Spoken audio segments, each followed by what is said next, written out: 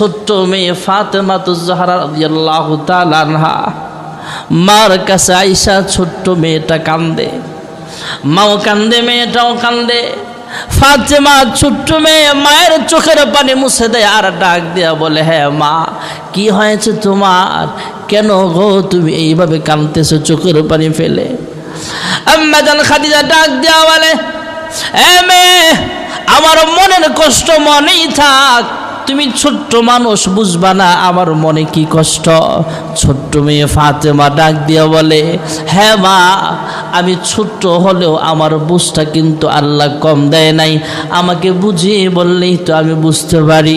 আম্মা জান খাদিজা ডাক দিয়া বলে, হ্যাঁ ছোট্ট মেয়ে ফাতেমা, শোনো, তোমার আব্বা যখন ইসলাম ধর্মের পথে মানুষকে দাওয়াত দিতে যায়, মক্কার বিভিন্ন নেতারা হামলা করার জন্য, আক্রমণ করার জন্য তোমার আব্বার সামনে আসে, আর আমি যখন পাশে দাঁড়ায় থাকতাম, আমাকে দেখা ওরা সরে যাইত, আল্লাহর নবীকে আমি সেভ করতাম। জোরে কোন সুবহানাল্লাহ।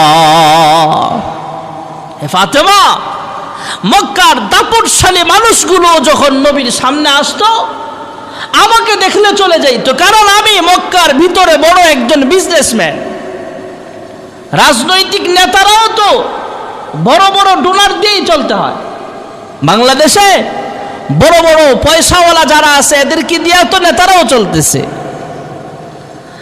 আম্মা জান খাদিজাকে দেখলে শত্রুরা পয়গম্বরের উপর আক্রমণ করার সাহস পায় না।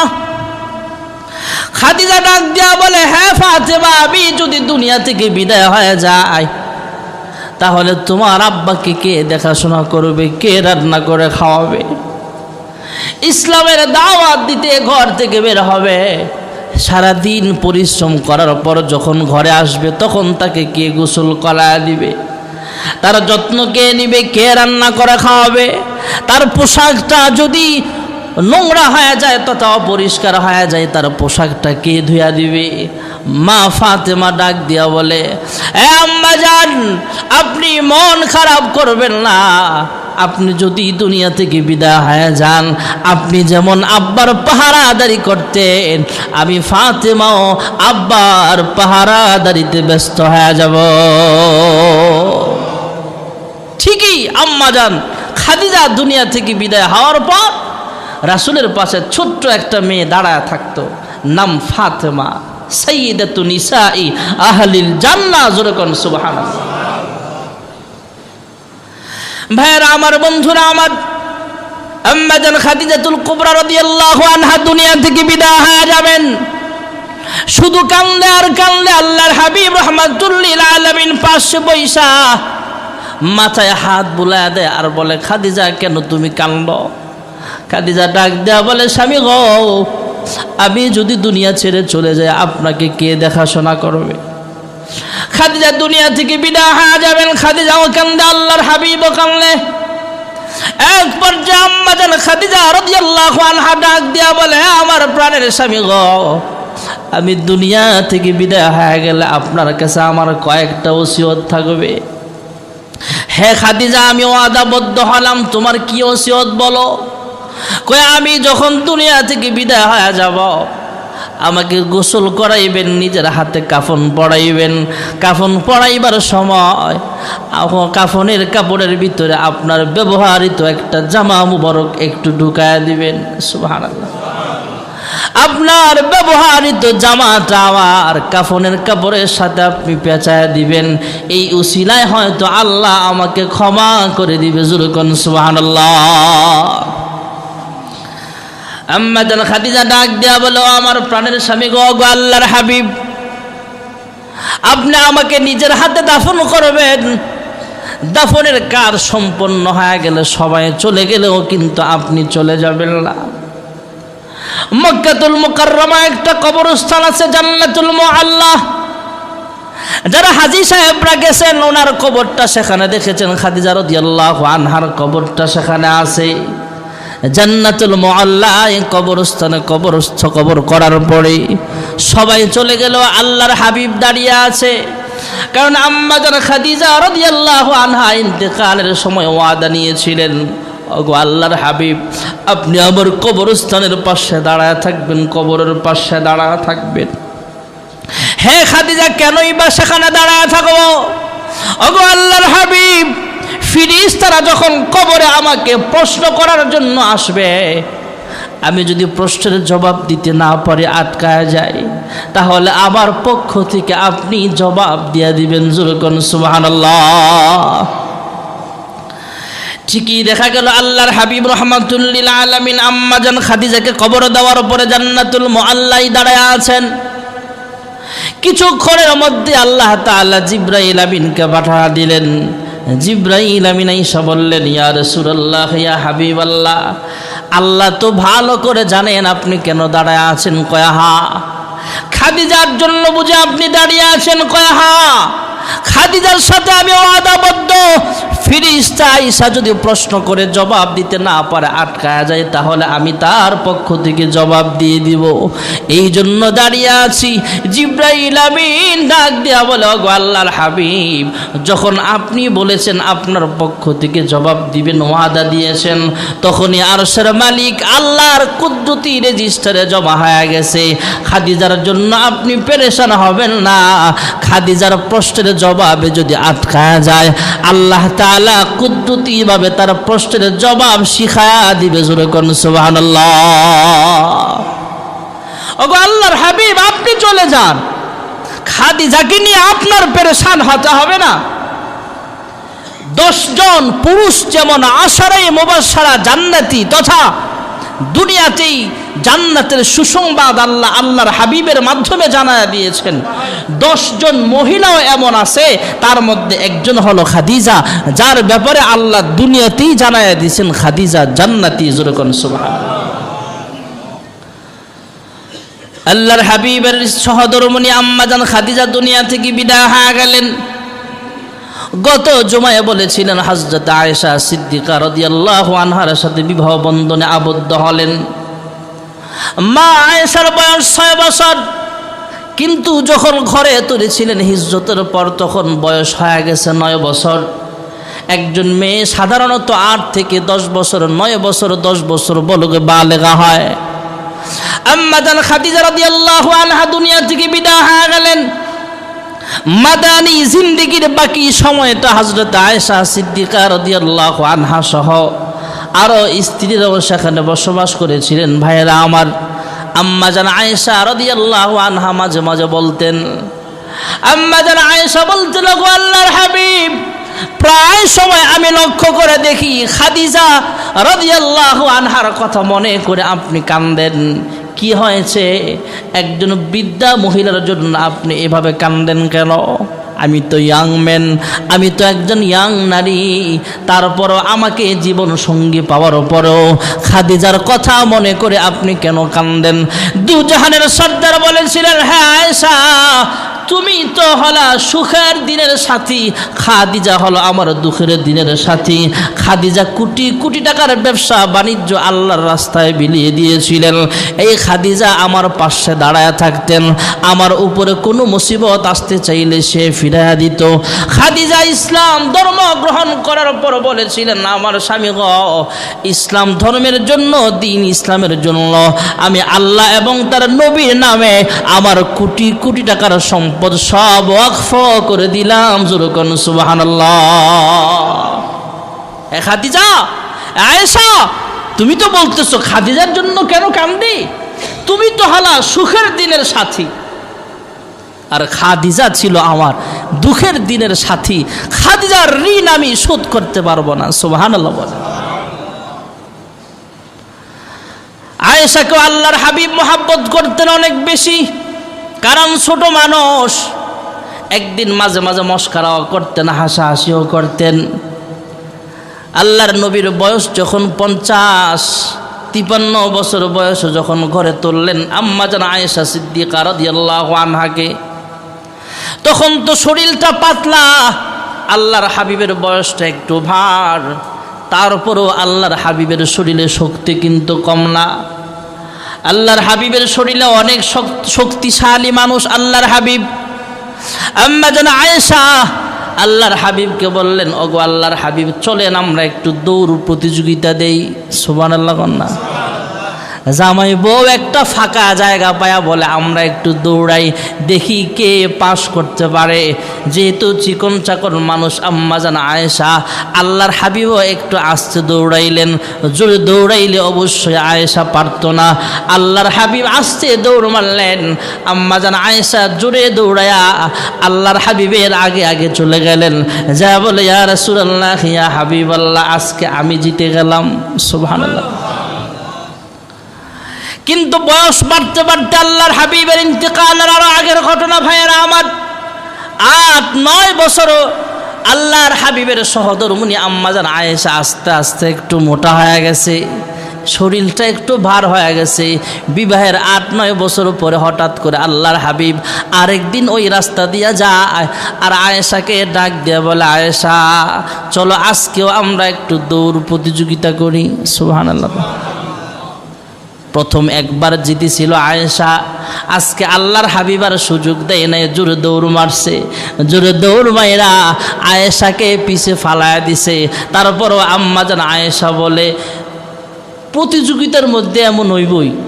সুবহানাল্লাহ। একবার জিতছি না আল্লাহর হাবিবকে, ও আয়েশা ওই যে একবার জিতছিল ওইটার প্রতিশোধ নিলাম আজকে। সুবহানাল্লাহ। আগে একবার জিতছি এখন হারছি, খেলাধুলা একটু হার জিত আছেই, স্বাভাবিক, মহিলারা হার মানতে চায় না। আপনি জিততে গেছেন এরপরেও কইব এটা ব্যাপার না। এক আল্লাহওয়ালা বিবির কাছে আসছে, আসার পরে বিবি বলতেছে, আরে গত রাত্রে তো একটা বড় আল্লাহওয়ালা দেখছি, বুজুর্গ দেখছি। কয় কেমন? গত রাত্রে দেখলাম একজন আল্লাহর ওলি, উনি নামাজ পড়তেছে, আকাশে উড়ে উড়ে যাচ্ছে। সুবহানাল্লাহ। হতে পারে। তো বিবি বলতেছে, তুমি কেমন আল্লাহওয়ালা হইলা? ওই রকম তো হইতে পারো নাই। কই ওই পিসাবটাকে তোমার ভালো লাগছে? কয় হ্যাঁ। ওই যে উইরা উইরা নামাজ পড়ছে এটা আমি ছিলাম। কয় হ, এই জন্যই তো পাওয়াটা একটু বাঁকা ছিল, এই জন্য পাওয়াটা একটু বাঁকা ছিল। আম্মাজান আয়েশা সিদ্দিকা রাদিয়াল্লাহু আনহা নিজের ব্যাপারে মাঝে মাঝে গর্ব করতেন। আম্মাজান আয়েশাকে আল্লাহ রাব্বুল আলামিন কিয়ামত পর্যন্ত সমস্ত নারীদের জন্য মডেল হিসেবে বানায়া দিয়েছেন।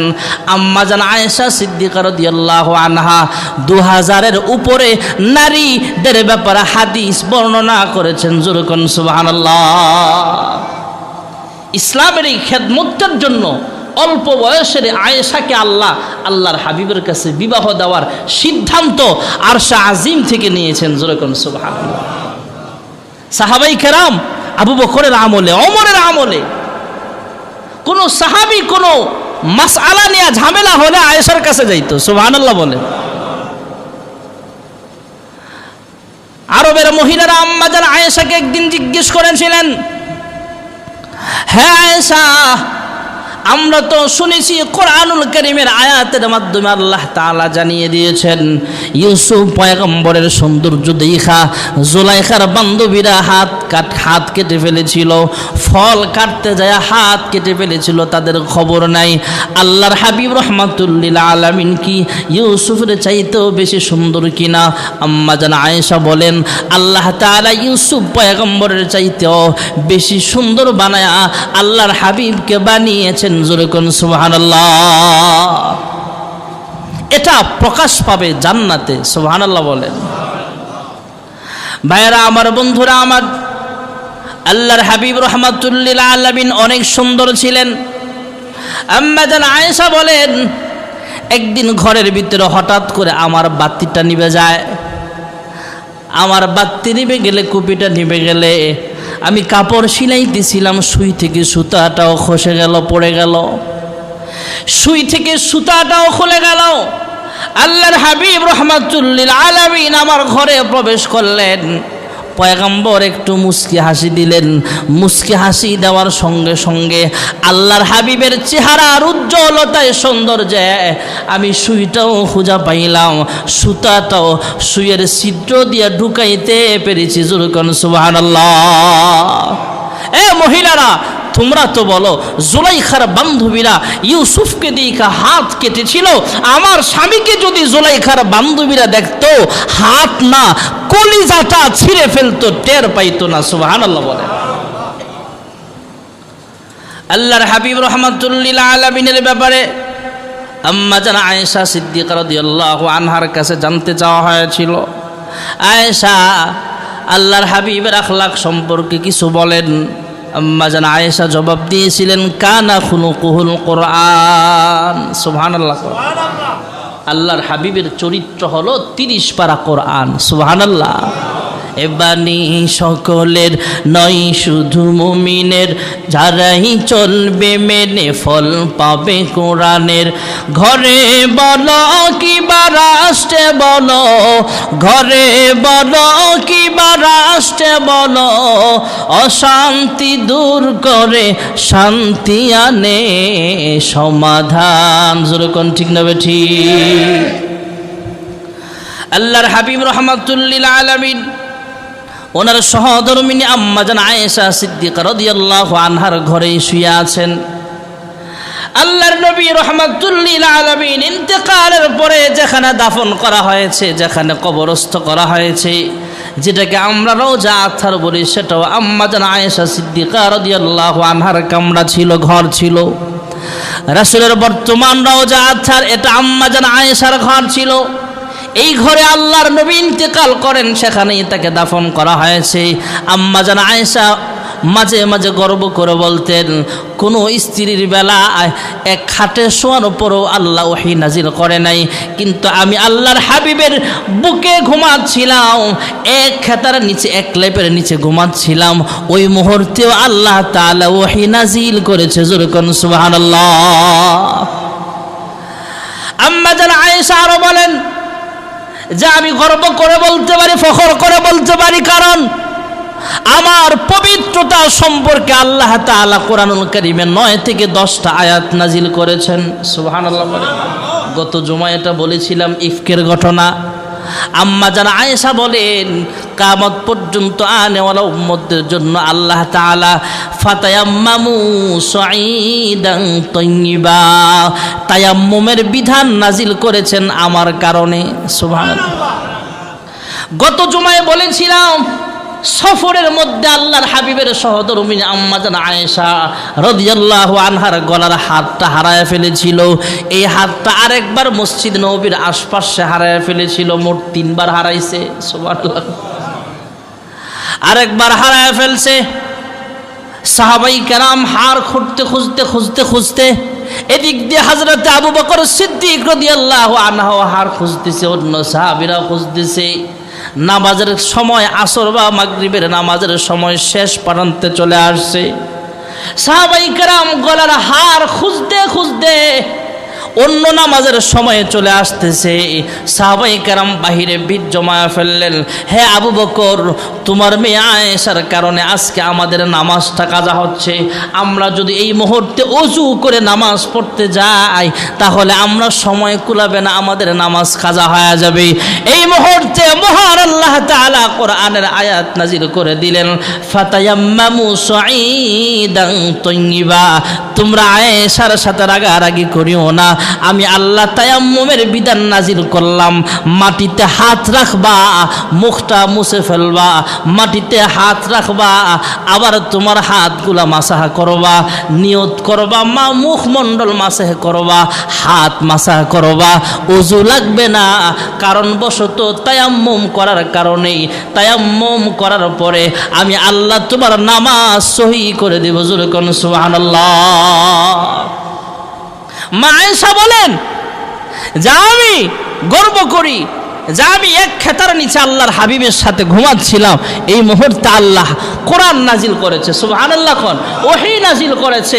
আমি আরো ফখর করে বলতে পারি, আল্লাহর হাবিব আমাকে অনেক মুহাব্বত করতেন।